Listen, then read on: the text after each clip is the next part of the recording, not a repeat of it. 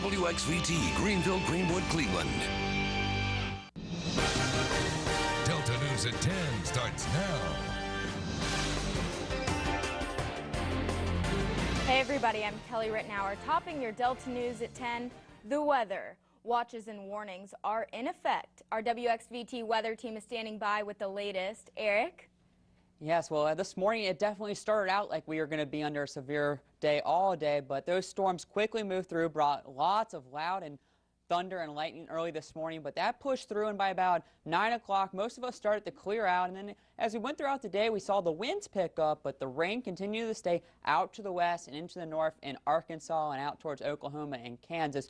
But right now, we are still watching at some of those watches in our area. Let's take a look. We can see there is still a tornado watch for some of our Arkansas counties over in Drew and Deshay until 11 p.m. this evening. So maybe in another hour, based on how the systems are continuing to track up to the north, moving into Missouri and that, we might see these be expired. But as we go into tomorrow, I expect more tornado watches to be issued across most of the Delta. We are also under a flash flood watch until Tuesday morning, as we are expecting 1 to 2 inches of rain to make its way through our area come tomorrow as that front finally pushes through. And so here's what I'm expecting as your threat levels. As we go through our Monday, we are definitely looking at a moderate threat that maybe a tornado or two is possible to make its way through the Delta, but a high risk for both heavy winds gusting to 60, 70 miles an hour with a high probability of hail, and then an extreme threat for lots of thunder and lightning, and heavy rain will be making its way through our area. I'll have more details on the timing and when we expect all this to finally push through our area in my full weather forecast in just a little bit. Now back to Kelly. Thanks, Eric. Good evening, and thanks for joining us. A Greenville man is behind bars tonight for murder. It happened around 10 p.m. last night. Greenville police and investigators respond to South Harvey Street in reference to a shot person. Once at the scene, officers discovered a black male on the ground, bleeding from several gunshot wounds. The victim, identified as 46-year-old Anthony Paul Williams, was transported to Delta Regional Medical Center, where he was later pronounced dead. 39-year-old Joseph Whitehead is being charged with murder and possession of a firearm by a convicted felon. The shooting appears to have stemmed from an argument between Williams and Whitehead. Whitehead is being held at the Washington County Regional Correctional Facility pending an initial appearance.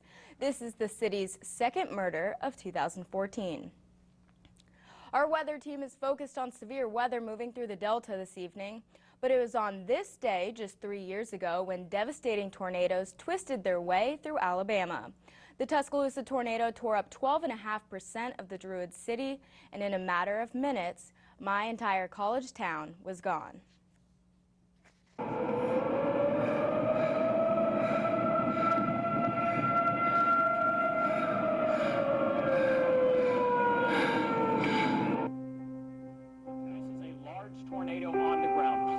Take cover immediately. This is a very violent tornado. This is a large, violent tornado that is approaching downtown Tuscaloosa. This is a very, very dangerous situation. We never in our wildest dreams imagined that we would be able to watch the most heartbreaking day in the state unfold on that Skycam network.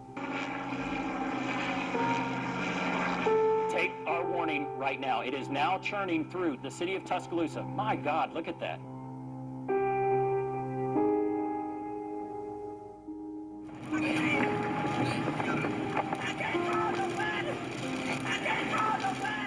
Tornado emergency for the cities of Tuscaloosa and Northport. This will be a day that will go down in state history. And all you can do is pray for those people.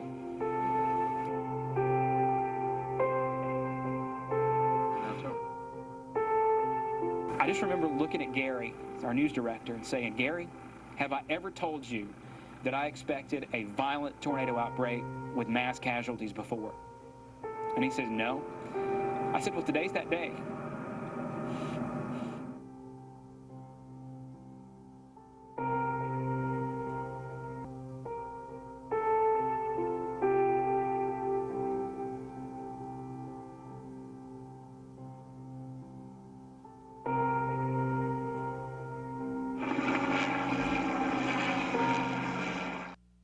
Now, I wanted to share this story and these pictures with our viewers because it's so important to be weather alert. You never know when a tornado warning could lead to something that serious. So I just want to urge our viewers to be prepared and heed the warnings. A tornado tore through Baxter Springs, Oklahoma earlier this evening. Several people are reported to be injured and 2 people are reportedly dead. There's also reports of extensive damage in the area.